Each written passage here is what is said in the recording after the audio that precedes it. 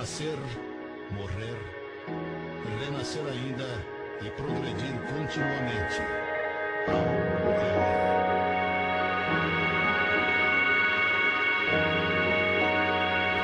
O título que nós demos na nossa palestra foi de Kardec, de Jesus a Kardec.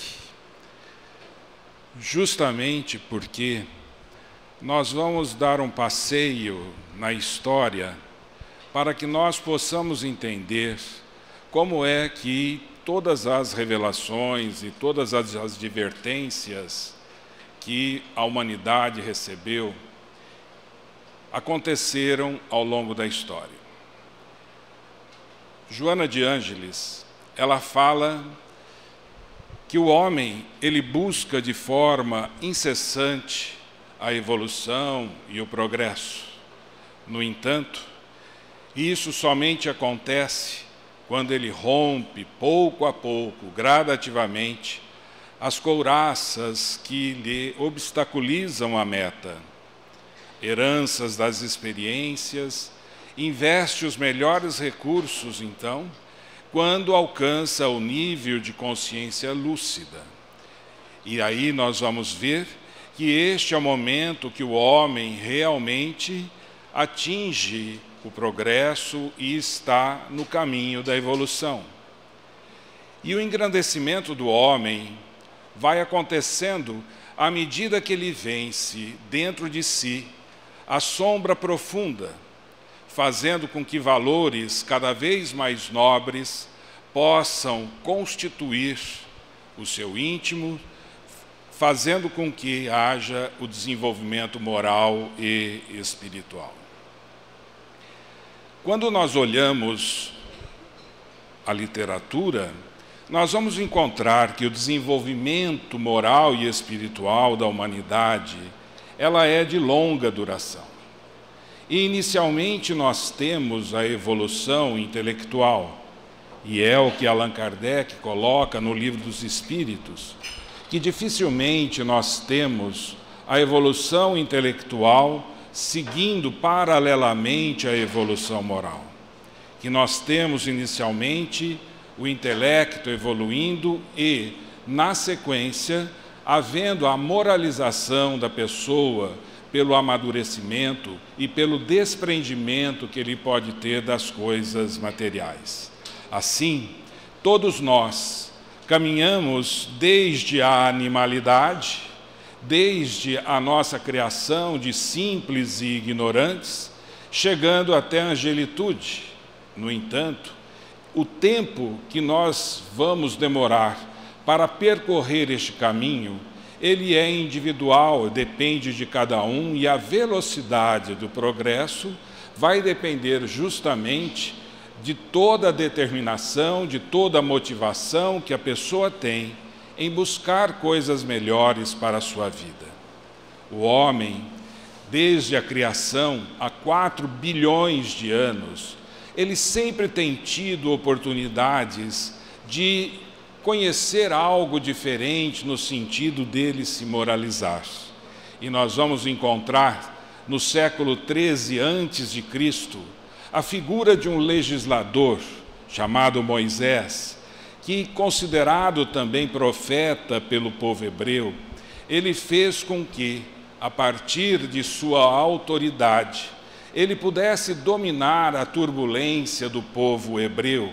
E nós vamos encontrar que ele estabelece naquele povo o monoteísmo, a adoração a um Deus somente, diferente do politeísmo que era adotado por todas as civilizações até então. Ele fez com que a sua autoridade fosse baseada em um Deus punitivo. E isso ele fez justamente para atemorizar o povo que era extremamente rebelde, que era um povo turbulento, um povo que não era disciplinado. E essas pessoas, quando não são disciplinadas, elas precisam ter alguma regra, ter uma disciplina bastante forte e muitas vezes ficarem amedrontadas. E o povo hebreu foi amedrontado então por Moisés pela maneira dele colocar que se eles continuassem na sua trajetória de turbulência social, eles seriam punidos por Deus. E aí então nós vamos ver que ele, no Monte Sinai, ele recebe pela mediunidade da pneumatografia a lei dos 10 mandamentos, uma lei bastante rígida, uma lei que não tinha de forma nenhuma um jogo de cintura, até porque isso não poderia acontecer naquele momento junto àquele povo. Nós vamos encontrar uma outra fase de advertência que a humanidade teve, quando na Grécia nós vamos encontrar o filósofo Sócrates. Sócrates, ele era uma pessoa humilde, e aí nós vamos ver que Xenofonte, ele diz que Sócrates era o mais equilibrado e modesto dos homens. No entanto, nós vamos ver que os conceitos da vida de Sócrates eram totalmente diferentes dos conceitos vigentes na Grécia. Ele procurava fazer com que as pessoas com quem ele se relacionava, e ele gostava de se relacionar com o jovem, porque ele via na juventude o futuro do seu país, o futuro da civilização, e ele procurava estimular as pessoas que se voltassem reflexivamente para si mesmo. E ele usava um aforisma que muitas pessoas pensam que é de Sócrates, mas não é de Sócrates. Está inscrito no templo de Apolo, em Delfos: conhece-te a ti mesmo. Que era a maneira dele motivar os jovens a se conhecerem antes de qualquer coisa, a buscar em si o que eles eram realmente.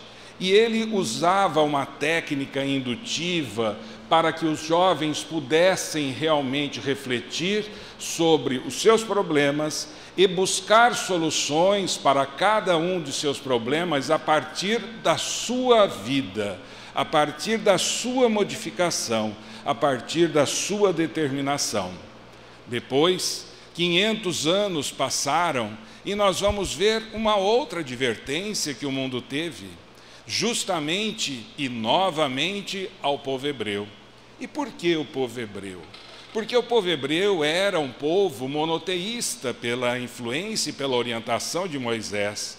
Era um povo que já tinha se preparado do ponto de vista espiritual para receber uma mensagem diferente.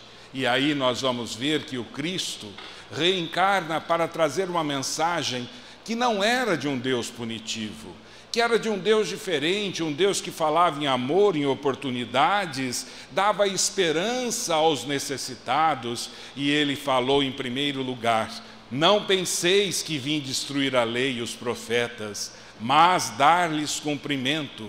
Só que o cumprimento que o Cristo deu em seus ensinamentos foi um cumprimento diferente, porque ele não falava de forma nenhuma em punição, ele falava em oportunidades, ele falava em amar ao próximo, ele falava em respeitar ao próximo. Ele modificou a lei de Moisés e combateu, acima de tudo, as práticas exteriores e as falsas interpretações que aconteciam na época a respeito das informações antigas e contidas naquilo que nós chamamos de Velho Testamento.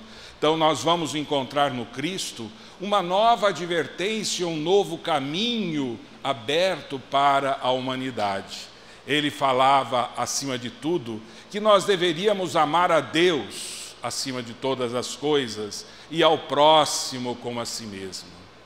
Amar a Deus não significa nós ficarmos dependentes de Deus. Amar a Deus é respeitar os seus desígnios, é entender que Deus é Pai e que oferece a nós, os seus filhos, os caminhos necessários para que nós possamos evoluir, progredir e superar erros do passado.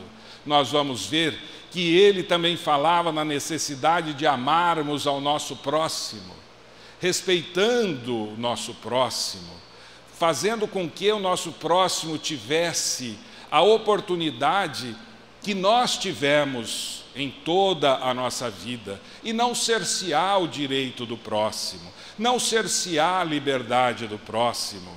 E nós sabemos que a nossa liberdade, o nosso direito, vai terminar assim que inicia o direito do nosso próximo. Portanto, nós precisamos saber conviver, mas conviver em um ambiente diferente, um ambiente em que a lei do amor seja realmente aquela que impera. Após a mensagem do Cristo, nós vimos os seus discípulos continuando com dificuldade a divulgação da Boa Nova, e a primeira comunidade cristã que se tem conhecimento é descrita no livro Paulo e Estevão pelo Espírito de Emmanuel, e ele chama esta casa, primeira casa cristã, localizada em Jerusalém, de Casa do Caminho.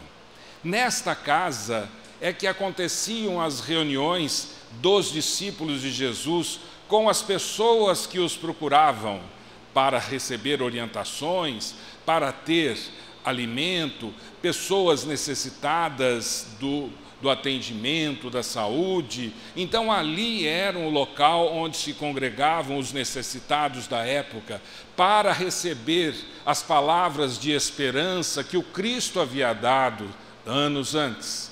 Nós vamos ver então que daquela casa surgiu uma outra criatura, surgiu Paulo. Paulo, que no início não era cristão, aliás, o próprio livro Paulo e Estevão mostra que ele foi no seu início um perseguidor dos cristãos.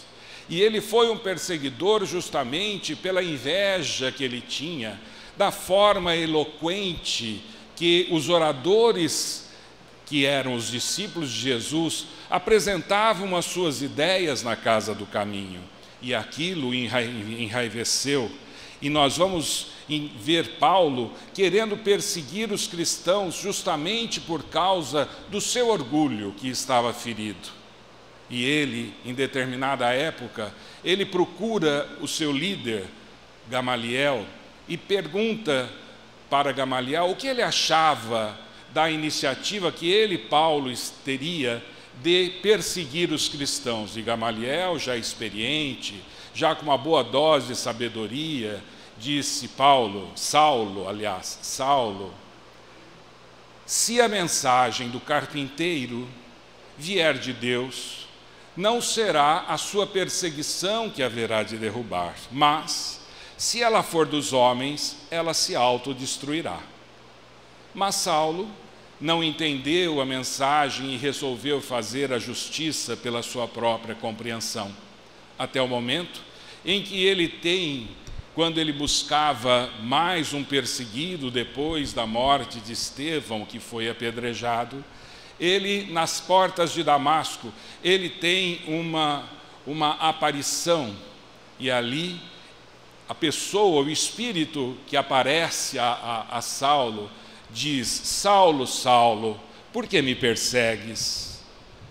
No momento, Saulo ficou cego, não conseguia ver mais nada, até ele ser levado a um local, numa cidade próxima, para que ele recuperasse, então, todas as suas energias e pudesse voltar a ver. E quando ele recobrou a visão, ele fica extremamente impressionado e ele resolve mudar o rumo de sua vida. E passa a divulgar, depois de anos de estudo, de dificuldades de aceitação que ele teve junto aos discípulos do Cristo na Casa do Caminho, ele passa a levar a mensagem justamente ao povo pagão, justamente ao povo mais difícil, porque era aquele povo contestador, era o povo que não tinha medo dos questionamentos e não admitia que as suas ideias fossem mudadas. Mas Paulo, ele era preparado para isso. Diferente dos discípulos de Jesus, que tinham uma formação simples, pescadores, alguns que haviam sido, e que não tinham sido preparados para essas contendas. Então nós vamos encontrar justamente na figura de Paulo a continuidade do cristianismo ao povo distante, ao povo pagão, e ele é considerado o apóstolo dos gentios, levando a mensagem a localidades distantes, e quando ele montava as comunidades em cada uma das cidades, ele procurava manter o intercâmbio com essas comunidades por meio das suas epístolas, de suas cartas de orientação. No entanto, nós vamos ver que existia em torno do cristianismo a ideia de se formar uma religião universal, uma religião que deveria abranger a todas as pessoas da terra. E o primeiro a assumir essa religião foi justamente Pedro, o apóstolo Pedro, no ano 42 depois de Cristo, e ele pode ser considerado como o primeiro papa da igreja. E aí nós vamos encontrar que a filosofia de Pedro no andamento da igreja era alguma coisa muito diferente. Ele e seus sucessores imediatos, eles deram à igreja um caráter puramente espiritual. E aí nós vamos encontrar que essa igreja foi caracterizada então pela ordem, pela fraternidade, pela tolerância e harmonia entre os colaboradores, e superpunha-se a todos os interesses materiais dos impérios, dos governos e das sociedades. E os homens, justamente por essa forma disciplinada, por essa forma espiritual de dirigir as coisas do coração, fizeram com que aquela religião pudesse ser uma das grandes forças disciplinadoras do mundo. Mas, dentro da imperfeição humana, nós vamos encontrar pessoas que assumiram depois desses três e começaram a mudar o rumo da igreja. E aí nós vamos encontrar que eles desprezaram o governo espiritual e instituíram um governo temporal, onde infiltrou na igreja o vírus da ganância, do mando, da posse, do poder. Muitas coisas passaram a ser dominadas pela igreja, até mesmo fazendo trocas com governos, com nobres, em favor de títulos nobres, para que eles pudessem ter propriedades. E hoje nós vemos o que acontece com a igreja, tendo talvez em patrimônio um dos estados mais ricos do mundo. Nós vamos encontrar no livro A Caminho da Luz, dentro do capítulo que fala sobre a igreja, que instalada nas suas imensas riquezas e dispondo de todo o poder e autoridade, a igreja poucas vezes compreendeu a tarefa de amor que competia à sua missão educativa, porque ela estava inebriada, ela estava embriagada pela ganância, pela ambição, pelo orgulho, pelo poder, habituada em mandar sem restrições. Muitas vezes recebeu advertências de Jesus à conta de heresias condenáveis que era preciso combater. Eles passaram até mesmo a duvidar da mensagem do Cristo em determinada época.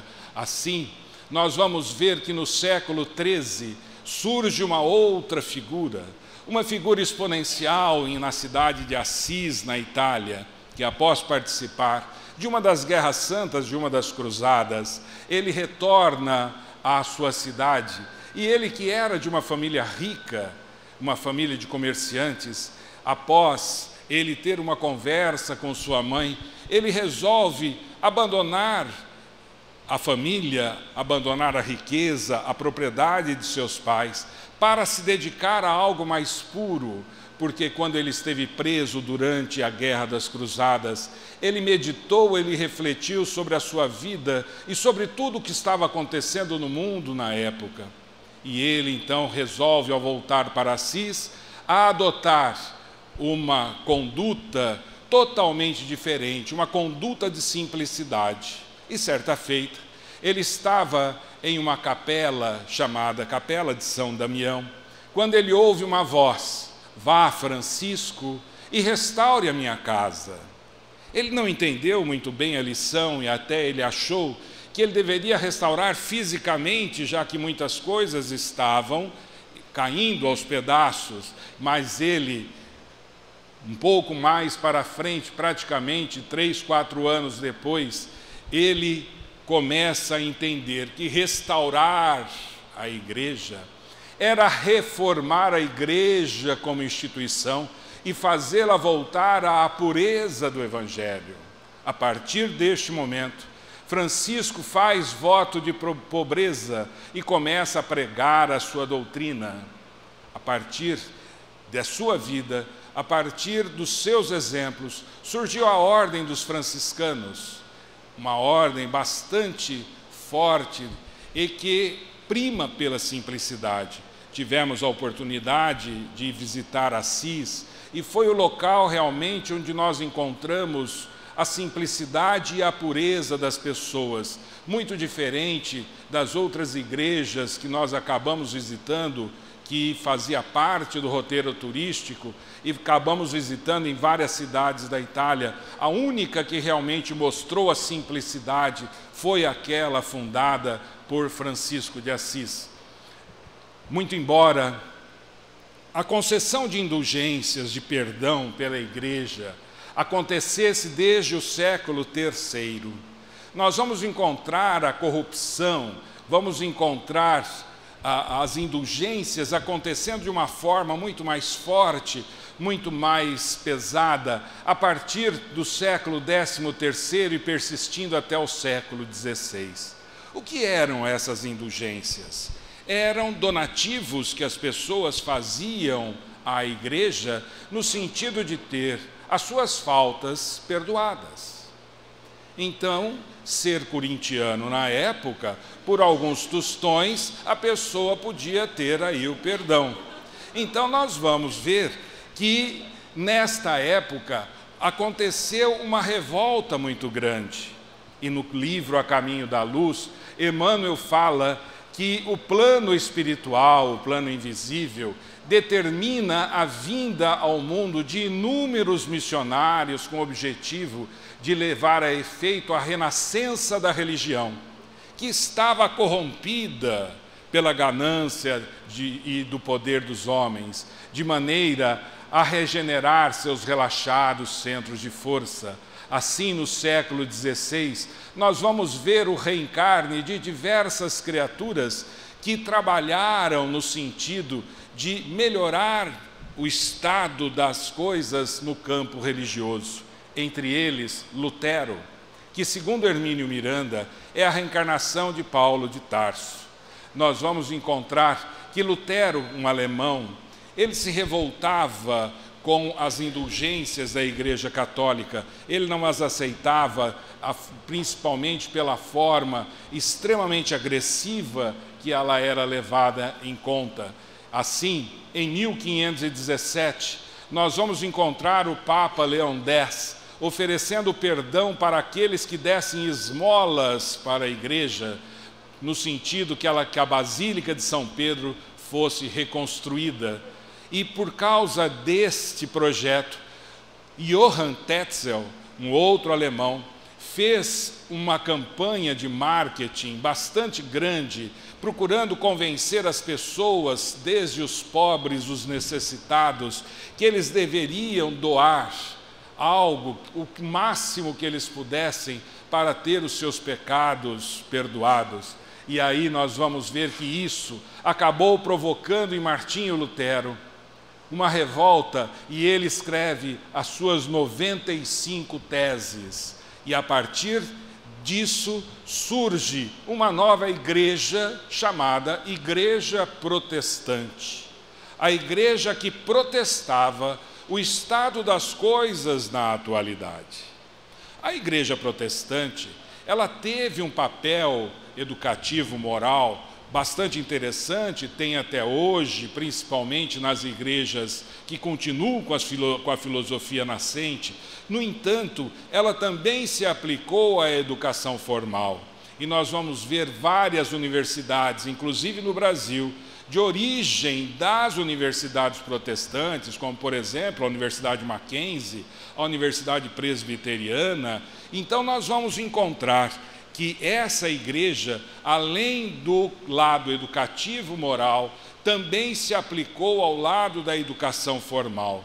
Nós vamos ver que em 1567, seguindo uma orientação a partir de um concílio, o Papa Pio V cancela então todas as concessões de indulgências, de forma que a doação de taxas, a doação de qualquer outra transação financeira estaria suspensa na Igreja Católica. Tudo isso por causa da reação de Martinho Lutero, que deu uma outra direção tanto à filosofia da Igreja, como à oportunidade de surgir uma nova filosofia religiosa. No século XVII e século XVIII, nós também vamos ver mais uma vez a Terra recebendo inúmeros espíritos superiores, espíritos ligados ao campo da filosofia, espíritos ligados ao campo da ciência, e que foram reencarnados principalmente em território francês, para combater os erros da sociedade e da política e fazer ruir os princípios do direito divino, em nome do qual cometiam todas as barbaridades. Assim, esses dois séculos, século XVII, século XVIII, neles aconteceram muitas revoluções. E nós vamos ter como revoluções, como algumas guerras que acabaram mudando o direcionamento de nações importantes do nosso planeta, a independência dos Estados Unidos, que aconteceu em 1776, e inclusive tendo uma participação do governo francês. Nós vamos ter, em 1789, a queda da Bastilha, onde nós vamos encontrar que os burgueses, os camponeses, tomaram a principal cadeia da França, chamada Bastilha, na cidade de Paris, e aí se iniciou um grande movimento de renovação de princípios.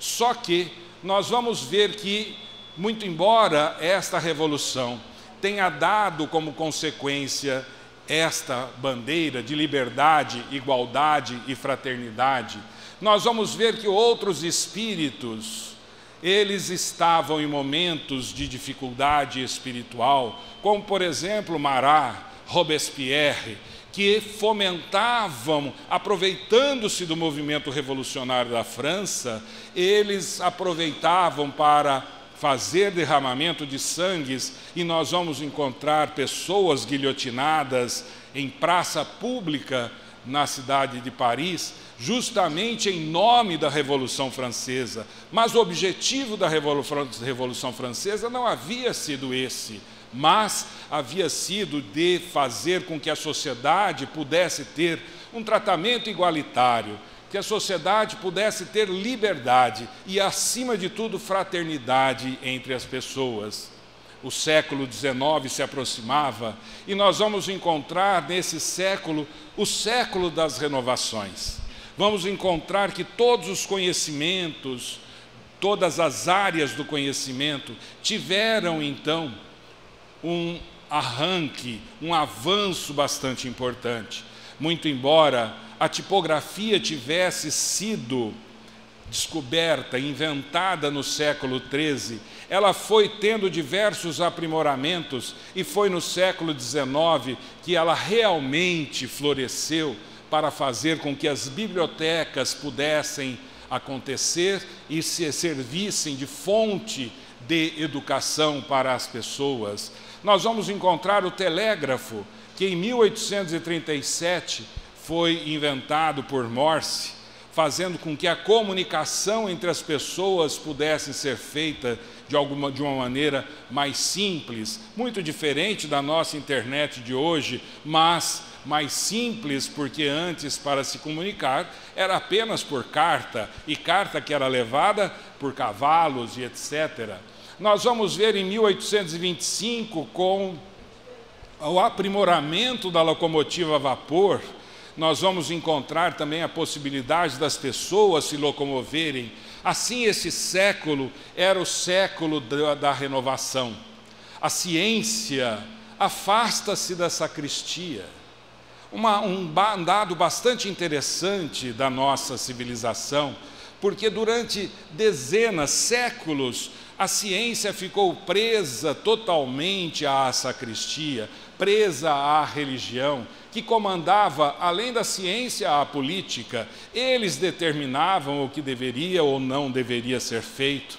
Não aceitavam, por exemplo, observações como, por exemplo, de Galileu Galilei, que foi obrigado a desconjurar a sua própria descoberta, suas próprias observações, para que ele pudesse continuar vivo. Assim, nós vamos ver que quando a ciência se afasta da sacristia, há a criação, a oportunidade de criar novas filosofias, e aí nós vamos ter o negativismo, o positivismo da filosofia surgindo, e então nós temos uma consequência bastante grande aqui, em que a religião, justamente por esse poder bastante intenso sobre a ciência, acabou ficando desacreditada no campo científico. Por isso que ciência e religião passaram a trilhar caminhos diferentes. A fisiologia, as nossas funções orgânicas, passaram a se assentar na anatomia comparada. A pintura, a música, a filosofia de uma forma geral, tudo havia de ser revolucionado no século XIX, justamente porque as pessoas estavam mais maduras para compreender aquela situação, estavam mais maduras para absorver as informações. E aí, nós vamos ter em 3 de outubro de 1804, na cidade de Lyon, na França, o reencarne de uma figura notável, de um espírito notável, Hippolyte Léon Denisard Rivail.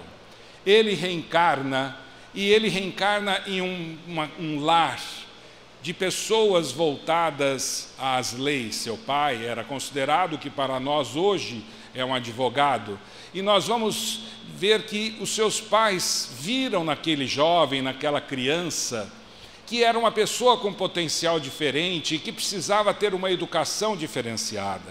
Assim, mandam o pequeno Rivail para um núcleo educacional na cidade de Verdun, na Suíça, para estudar com um mestre da educação chamado Pestalozzi. Ali, ele se diferencia dos seus companheiros, dos seus colegas, porque ele passa, inclusive, a substituir, a partir da sua idade muito jovem, ao redor dos 15 anos, o seu próprio mestre para as aulas práticas junto com seus colegas. Essa era a característica do pequeno Rivail. E ele teve uma formação que, quando ele volta a Paris, justamente por causa do serviço militar, ele volta a Paris e ali ele começa também a se interessar por outras pesquisas, por coisas diferentes, como, por exemplo, pela ciência que estava surgindo na época, que estava se estudando desde o século passado por Mesmer, chamado magnetismo. E ele começa a estudar também o magnetismo para entender melhor o que acontecia no campo dos fluidos. Tudo isso como se estivesse acontecendo de uma forma natural para ele, sem dúvida nenhuma. Era o plano espiritual preparando uma pessoa para uma nova advertência aos homens. Tantas advertências que nós tivemos ao longo da história, como nós pudemos ver. Aí vinha mais uma advertência, porque ele iria trazer uma sublime renascença para o mundo. Nós vamos encontrar que a partir de 1857, após ele observar de uma maneira até a contragosto e até um pouco de curiosidade os fenômenos das mesas girantes, ele olha e fala: eu só posso acreditar nesses fenômenos se alguém me provar que essa mesa que responde inteligentemente perguntas tem músculos para agir, tem cérebro para pensar, tem nervos para sentir. Se não for assim, existe alguma fraude, existe alguma coisa que está comandando no plano espiritual a movimentação dessa mesa. E aí ele começa a atentar a todos aqueles movimentos, atentar às respostas inteligentes que aquelas mesas davam na sua movimentação após a constituição de um alfabeto. E aí nós vamos ver que Kardec, que o professor Rivaio, ele não havia adotado ainda o nome de Kardec. O professor Rivaio, ele vê e ele fala, para ser verdade, existe uma inteligência estranha manipulando essas mesas. E ele estuda, e a essa inteligência estranha, ele dá o nome de espíritos. Nós vamos encontrar, nos próprios livros dos médiuns, uma série de questionamentos, de deduções, que mostram que se os espíritos podem atuar sobre uma mesa que é um objeto inanimado, por que eles não poderiam atuar sobre nós que somos seres afins a eles? Se eles, desencarnados, amavam as pessoas com quem eles se relacionavam, por que eles não poderiam se relacionar ou se comunicar com estas pessoas que eles tanto amaram enquanto encarnados?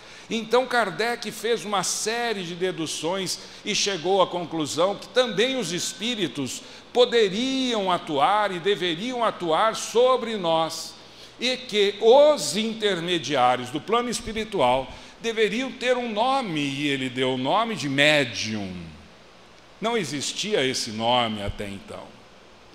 Aí nós vamos ver toda uma diferença acontecendo, e a partir de suas reuniões, a partir de suas pesquisas, a partir de seu senso sério, grave, uma pessoa com uma personalidade extremamente responsável, lança o Livro dos Espíritos em 1857.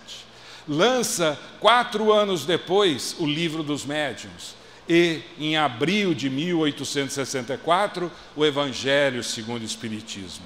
O Livro dos Espíritos trata da filosofia da doutrina espírita. O Livro dos Médiuns é relativo à parte científica e experimental e a um manual sobre mediunidade. E o Evangelho segundo o Espiritismo são todos os assuntos relativos à parte moral, onde Kardec procura concentrar, resumir, não de uma forma aleatória, mas de uma forma extremamente didática, as lições do Cristo, sob a interpretação da doutrina espírita. Assim, as obras de Kardec continuam com o céu e o inferno, a Gênese, e nós vamos ver que ele não escreveu nada com ideias pré-concebidas. Ele fez com que tudo surgisse a partir de suas observações, e ele foi o primeiro a apresentar um corpo de doutrina metódico e regular nas obras que nós, na doutrina espírita, chamamos de obras básicas da doutrina espírita. Há o outro livro que surgiu após o desencarne de Kardec, que havia acontecido em 1869, chamado Obras Póstumas. Existe nesse livro os relatos de algumas coisas que não haviam sido publicadas por Allan Kardec e que seus amigos achavam interessante que fossem divulgadas e fosse do conhecimento dos seguidores da doutrina espírita. Kardec, no livro A Gênese, ele fala que a revelação espírita, ela é caracterizada, ela tem como característica ser divina na sua origem e da iniciativa dos espíritos, sendo a sua elaboração fruto do trabalho do homem. Quando nós olhamos esta observação sobre a revelação espírita, nós vamos entender a humildade deste homem, que em momento nenhum se deixou engalanar por todas as honras, tanto de suas obras educacionais, como de suas obras espíritas. Ele jamais procurou se projetar a partir das obras, muito pelo contrário, ele adotou o pseudônimo de Allan Kardec, informado que ele foi em uma das reuniões mediúnicas que ele participara, que um nome seu, na antiguidade, uma reencarnação druida, havia sido Allan Kardec, um sacerdote druida. Então, para que a doutrina espírita, as obras da codificação, não ficassem à sombra da imagem do professor Rivaio, reconhecido na França, mas que ela pudesse decolar o seu voo pelos seus próprios conceitos, pelos seus próprios méritos, ele, de uma forma humilde, resolve se esconder atrás de uma alcunha, de um apelido, de um nome que ele adota para que pudesse não influenciar no desenvolvimento daquela doutrina. E assim, nós vamos encontrar o codificador da doutrina espírita de nome Leon Hippolyte Denisard Rivaio, conhecido por todos nós por Allan Kardec. E dentro das obras, nós vamos encontrar então esta obra, o Evangelho segundo o Espiritismo, uma obra que fala sobre a parte moral, que fala sobre os ensinamentos do Cristo, e nós vamos encontrar que nesta obra existe a explicação das máximas morais do Cristo, sua concordância com o Espiritismo e sua aplicação nas diversas situações da vida. É um verdadeiro manual que todos nós devemos ter e que hoje vocês receberão de presente aqui no final da reunião, como uma lembrança da comemoração dos 150 anos do Evangelho segundo o Espiritismo, uma iniciativa da USE. O objetivo dessa obra era realmente fazer com que nós pudéssemos estudar alguma coisa de forma metódica, mas nós vamos encontrar dentro do Evangelho, dentro daquilo que nós chamamos de Novo Testamento, porque Velho Testamento é um livro histórico, é um livro de uma civilização. O Novo Testamento são as anotações que os discípulos fizeram a respeito do contato, das observações que eles tiveram junto com o Cristo. Nem todos os evangelistas conviveram com o Cristo. Portanto, nós vamos ver muitas vezes algumas histórias, algumas colocações diferentes entre elas, justamente por causa disso, por causa das diversas traduções que nós tivemos ao longo do tempo. E dentro destes evangelhos e de uma forma geral, dentro da Bíblia, nós vamos ver que existe então os atos comuns da vida do Cristo, a descrição dos milagres, as profecias, as palavras que serviram para estabelecer os dogmas da igreja e o ensinamento moral. Se esses quatro primeiros objetivos, eles podem ser questionados de acordo com a interpretação que as diversas religiões possam dar, o ensinamento moral é inquestionável. Ninguém questiona o ensinamento moral do Cristo, nenhuma religião. Ele é inatacável. E a doutrina espírita procura fazer com que estes ensinamentos fiquem realmente incorporados na religião ou na face religiosa da doutrina espírita. Nós vamos ver que Kardec não se prendeu à ordem cronológica, ele agrupou os assuntos de uma forma didática em capítulos e ele fez então com que neste conteúdo tudo pudesse ser feito de uma forma bastante fácil de ser lida, entendida, e inclusive servindo como um código de moral universal, sem distinção de cultos. Nós vamos ter dentro do Evangelho segundo o Espiritismo, e vamos ter basicamente na vida do Cristo, um dos maiores e um dos mais belos poemas que a humanidade teve contato, que é justamente o Sermão da Montanha. Só que dentro dos evangelhos, por exemplo, no Evangelho de Mateus, ele está dividido em 3 partes. E no Evangelho segundo o Espiritismo, nós vamos ter, só sobre o Sermão do Monte, 15 capítulos que estudam o Sermão da Montanha.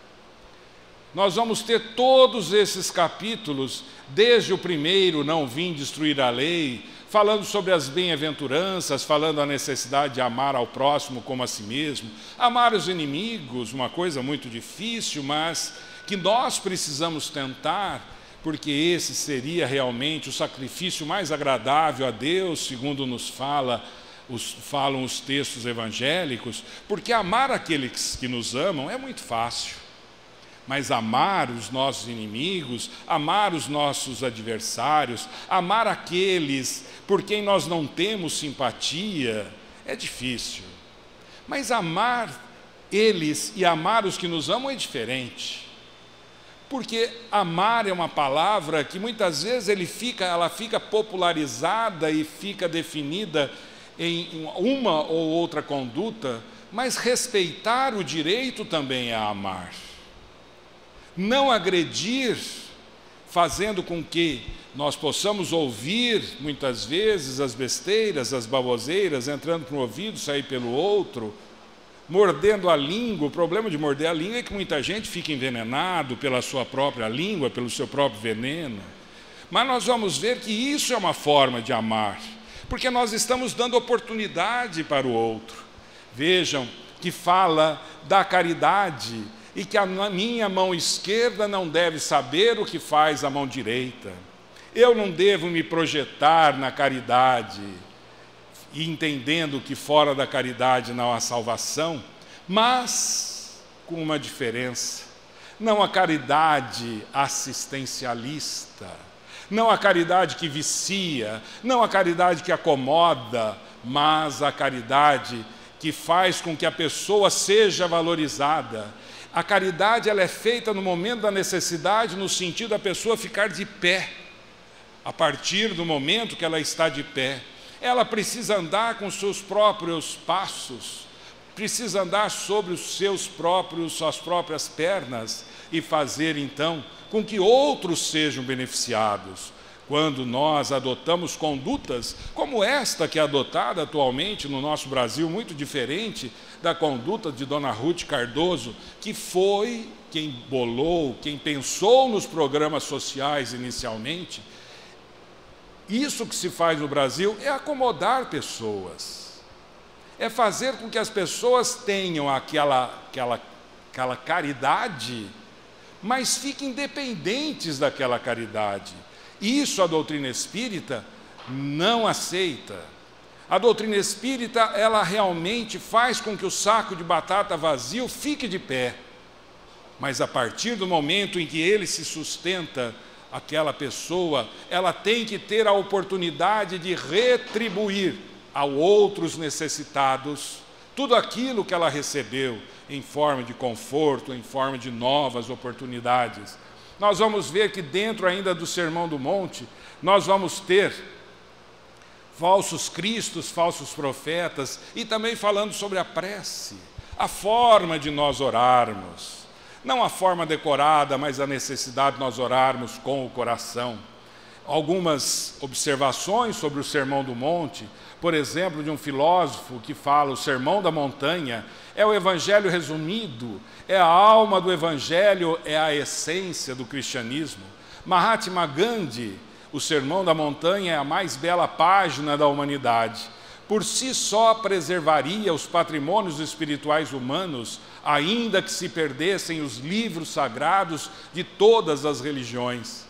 E Mahatma Gandhi uma vez foi interpelado sobre a Bíblia, e ele falava sobre a Bíblia dizendo o seguinte: existem pessoas que não conseguem se sensibilizar com as 400 páginas da Bíblia. Para mim, bastaram as palavras do Sermão do Monte. Aí nós vemos a maturidade da pessoa ao analisar tal advertência que o Cristo nos deu. Richard Simonetti, um orador da cidade de Bauru, fala que dia virá em que o Sermão da Montanha fará parte dos currículos escolares, mostrando que não existe orientação mais segura nem terapia mais eficiente para os desequilíbrios do comportamento humano do que a aplicação do sublime código moral contido nos princípios apresentados por Jesus. Assim, nós vamos ver que o Sermão do Monte, é realmente uma lição, uma grande poesia que todos nós devemos refletir, devemos pensar. Outros capítulos que poderemos lembrar, por exemplo, o capítulo que fala sobre há muitas moradas na casa do meu Pai, sobre o Cristo Consolador, mostrando que Jesus, ele lembrava do Cristo Consolador e dizendo que ele, quando os homens estivessem maduros o suficiente para compreender a sua mensagem, que deveria ficar esquecida ao longo do tempo, ele enviaria um novo Consolador, que haveria de ficar entre os homens para sempre, e os homens o reconheceriam. Então vejam que no século XIX estava ali a maturidade humana, o momento deles, de nós, humanos, termos novamente as informações. Vamos ver no capítulo 14, o honrai teu pai e tua mãe, mostrando, valorizando a função da família no seio da sociedade. Nós vamos encontrar servir a Deus e a Mamon, um capítulo que fala das riquezas. Será que a riqueza é um mal para o homem? Não. A riqueza é um atributo que o homem tem. A riqueza é uma prova que deve favorecer a caridade com abnegação. Cabe ao homem extrair dela o bem. Não fazer com que a riqueza dirija a sua vida, mas fazer com que ele, ser racional, possa dar uma utilidade providencial à riqueza. Fala sobre a fé que transporta a montanha, a fé que é uma fé diferente que a das outras religiões, porque a doutrina espírita ela estimula a fé raciocinada, a fé que pode questionar, a fé que, se nós tivermos dúvidas, nós temos onde buscar as orientações, e ela tira todas as interpretações literais, tira realmente tudo aquilo que faz dos homens bonecos para os tornarem realmente seres inteligentes. Kardec fala que a fé da doutrina espírita é uma fé inabalável, porque ela pode encarar em qualquer época da humanidade a razão.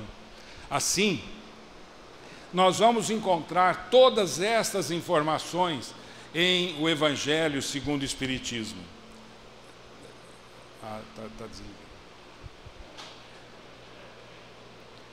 Ainda nós temos a lição que fala dos trabalhadores de última hora, mostrando que a doutrina espírita não se prende por número.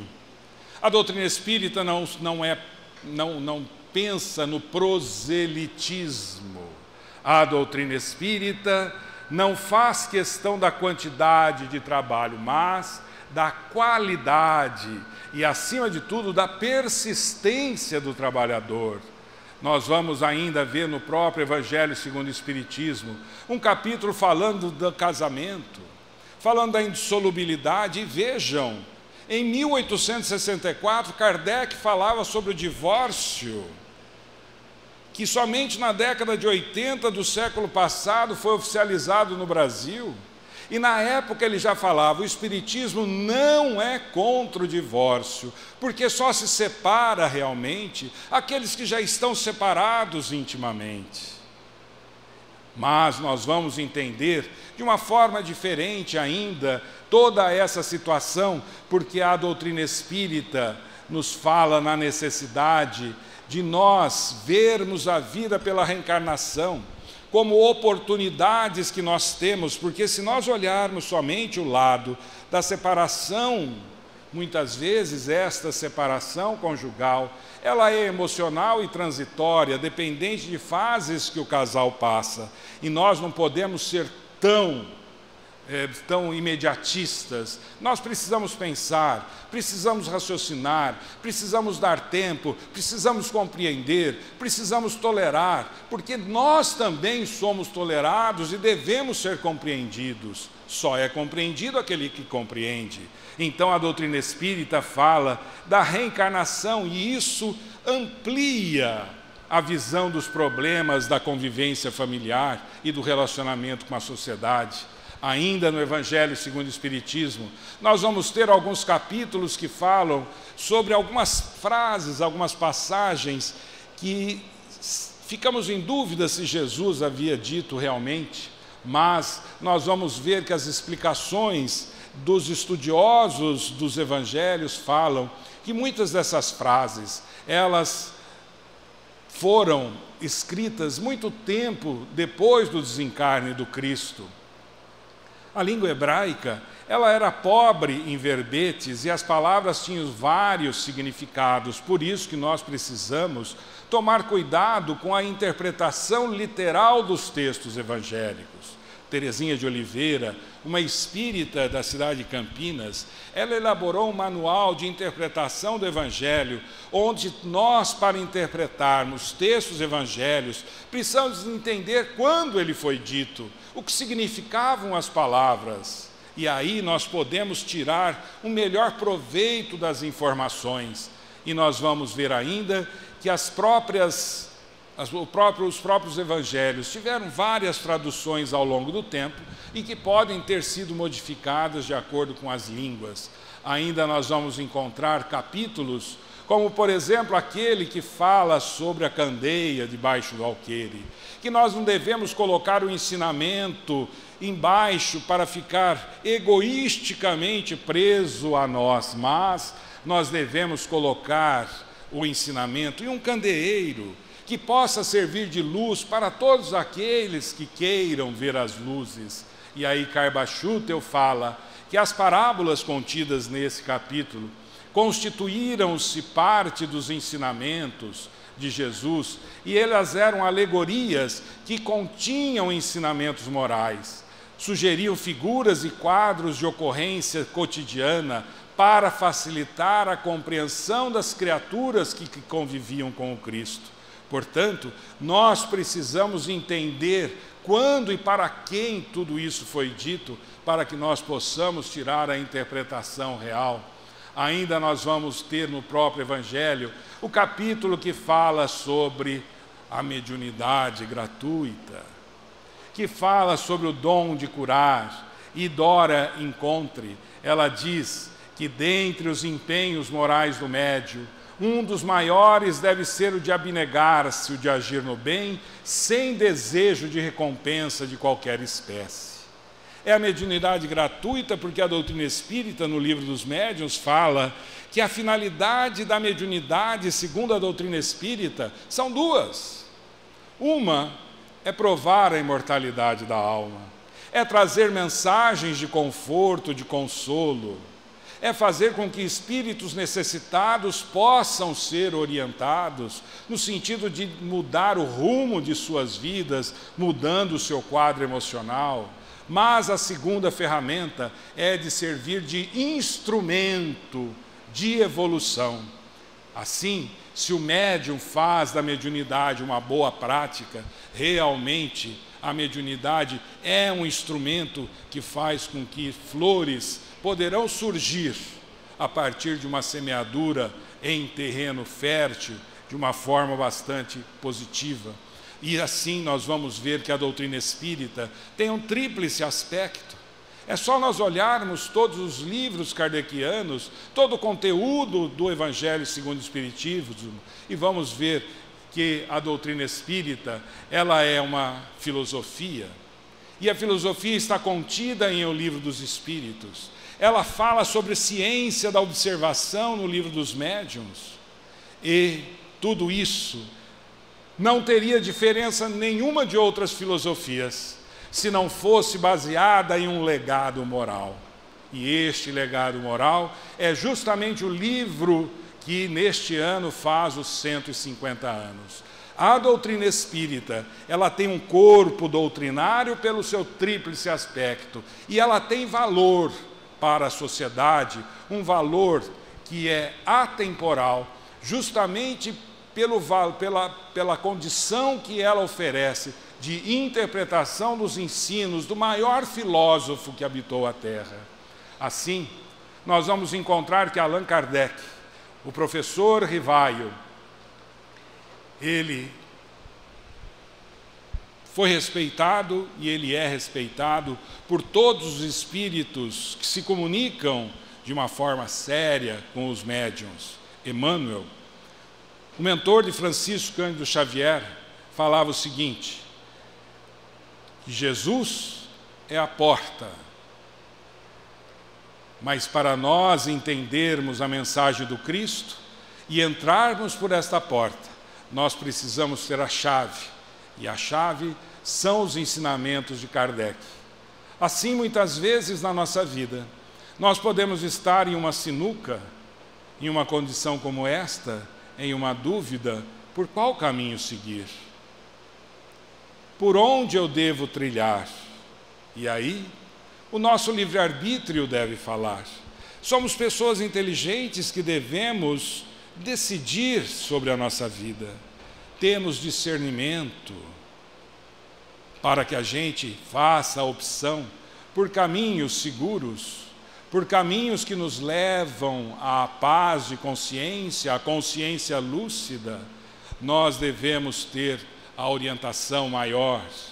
E muitas vezes nós ficamos pensando dentro de nós e para conosco mesmo: será que o Cristo, será que Deus esqueceu de mim? Será que Jesus não atende às minhas preces?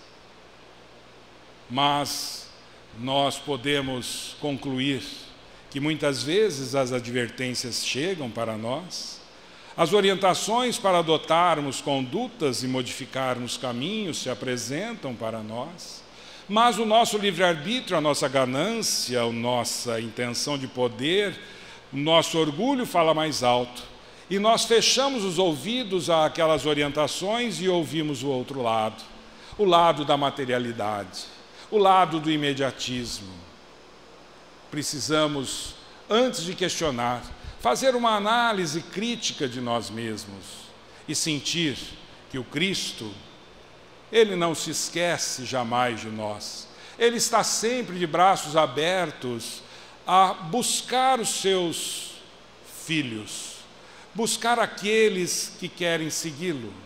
E Ele está sempre aguardando o nosso concurso, aguardando a nossa decisão. Nós é que precisamos definir. Eurípides Barçanufo, em um sono, ele se desdobrou. E estando no plano espiritual, em uma paisagem que ele descreve como sendo uma praia, ele olhava o mar, a areia, e ao longe uma pedra com uma pessoa sentada sobre esta pedra. Ele resolve se aproximar daquela pessoa distante, e quando ele chega, sugere que aquela pessoa seja o Cristo. E ele olha e fala: mestre, está chorando. Por que choras? Choras pelas pessoas que fazem guerras no plano material? Não, Eurípides, não choro pelas pessoas que fazem guerra. Choras pelas maldades que as pessoas, que os homens praticam no mundo? Não, Eurípides, não choro pelas maldades que os homens praticam no mundo. Mestre, mas por que choras? Chora, Eurípides, pelas pessoas que conheceram os meus ensinamentos, mas não o praticam. Que todos tenham muita paz.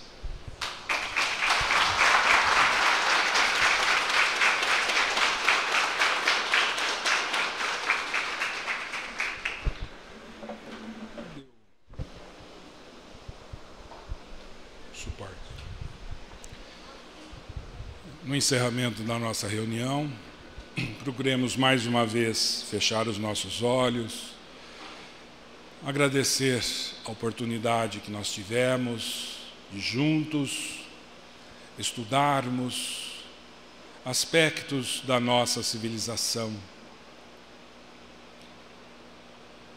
e também comemorarmos o SESC centenário deste manual de conduta que é o Evangelho segundo o Espiritismo. Queremos, Senhor, agradecer e mostrar toda a nossa gratidão a Kardec, o grande codificador da doutrina espírita, mas também a todos os pioneiros da doutrina espírita em nossa cidade e região, que, superando dificuldades, instalaram-se como puderam, no sentido de semear o bem, de divulgar os ensinamentos do Cristo e os ensinamentos da doutrina, e que, hoje, no plano espiritual, observam com alegria que a sua difusão é cada vez maior e cada vez mais penetra no íntimo de todos aqueles que, amadurecidos, compreendem os seus ensinamentos. Queremos, Senhor, agradecer por tudo que tivemos nesta noite e rogar que a Tua paz esteja conosco, que as Tuas bênçãos possam ser assimiladas por cada um de nós e que nós tenhamos o caminho de retorno para os nossos lares com muita alegria, e que todos tenham uma boa noite, e que assim seja.